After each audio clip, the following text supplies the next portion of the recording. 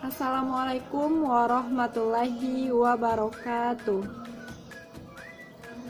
Perkenalkan, kami dari kelompok 1 yang beranggotakan Ruseli Fitri Manayu, Seiski Afrita, Sofia Anggraini, Sulta Hanika, Syafrifah Jaslin, Akilatur Rahma Aulia, dan Elida Sufrayeni.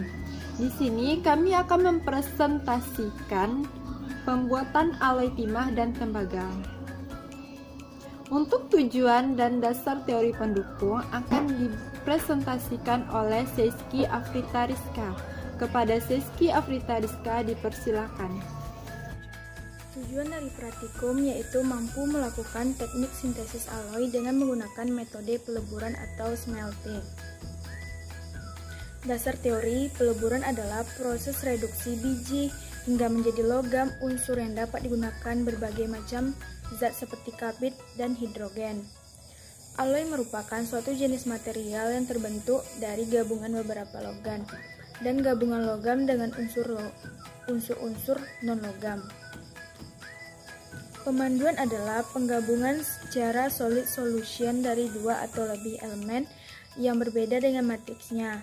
Pemanduan ini akan membuat sebuah fasa baru, single pass yang bersifat homogen, dan distribusi fasanya tergantung bagaimana proses pembuatan material paduan ini.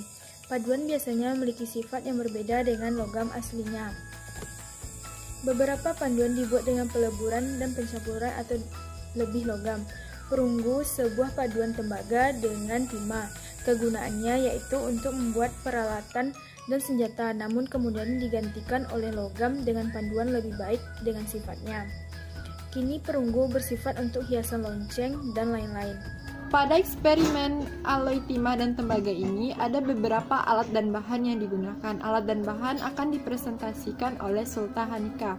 Bahan yang digunakan di sini yaitu tembaga dan timah.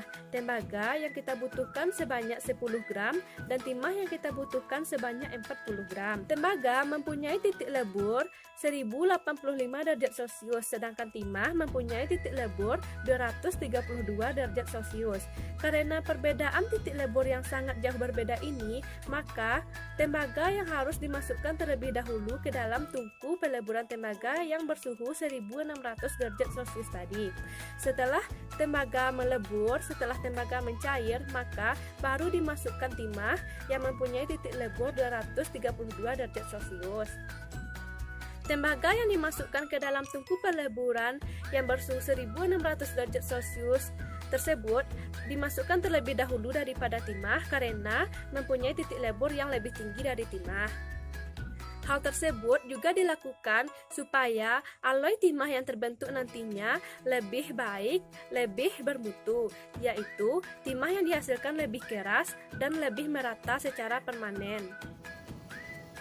Baiklah, untuk cara kerja dan pengamatan akan dipresentasikan oleh Sofia Anggraini dan Syarifah Jaslin. Kepada Sofia Anggraini dan Syafrifah Jaslin dipersilakan.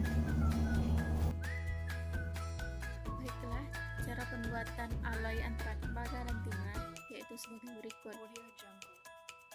Pada tungku peleburan Chopperman GIM2, suhu maksimal yaitu 1600 derajat. Kita tambahkan tembaga 10 gram. Setelah itu kita tambahkan boraks jika diperlukan. Setelah tembaga melebur, kita menambahkan timah 40 gram. Setelah semua bahan melebur, kita dinginkan. Ini saya Safrifah Jaslin dengan NIM 18035042 akan menjelaskan tentang percobaan pembuatan alloy dengan teknik peleburan pada bagian pengamatan. Di sini timah yang dipakai sebanyak 40 gram dan tembaga yang digunakan sebanyak 10 gram. Tembaga yang dimasukkan ke dalam tungku yang sebelumnya sudah dipanaskan dengan maksimal suhu 1600 derajat. Tembaga yang dimasukkan akan menimbulkan nyala api. Hal ini dikarenakan karena tembaga yang digunakan adalah tembaga enamel bekas lilitan trafo. Setelah itu, hasil alloy siap diamplas.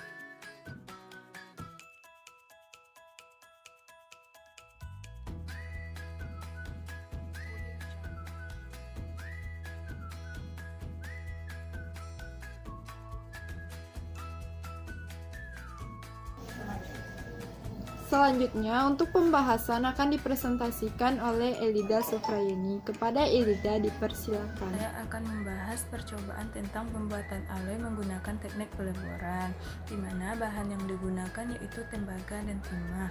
Tujuan dari percobaan ini yaitu kita dapat menentukan sifat, jenis, dan kekuatan dari alloy. Metal alloy adalah campuran dari dua logam atau lebih, logam dan logam yang membentuk material dengan sifat tertentu. Pembuatan alloy dapat digunakan yaitu dengan cara tembaga dimasukkan ke dalam wadah panas. Pada percobaan video tersebut, tembaga yang digunakan kurang bersih, sehingga untuk membersihkan tembaga tersebut praktikan menggunakan boraks. Nah, setelah tembaga tersebut hancur atau cair, lalu dimasukkan timah dan larutan tersebut bercampur dan diaduk hingga cair. Setelah itu, timah yang digunakan yaitu timah yang kurang berkilau namun kekuatannya lebih keras. Nah, setelah semuanya mencair, dikeringkan hingga beberapa hari sehingga terbentuk timah keras, lalu dipolis dengan amplas sehingga timah tersebut mengkilat. Sekian pembahasan dari saya. Presentasi yang telah disampaikan oleh teman-teman tadi, kesimpulannya disampaikan oleh Ruseli Fitri Manayu. Kepada Ruseli Fitri Manayu, dipersilakan. Baiklah, Assalamualaikum warahmatullahi wabarakatuh. Selanjutnya yaitu kesimpulan. Pada pembuatan alloy, timah dan tembaga dengan menggunakan teknik peleburan, dapat disimpulkan bahwa hasil yang didapat itu berwarna silver dan hasilnya juga kuat. Baiklah, sekian hasil dari presentasi kelompok 1. Terlebih dan kurangnya kami mohon maaf. Terima kasih atas perhatiannya. Wassalamualaikum warahmatullahi wabarakatuh.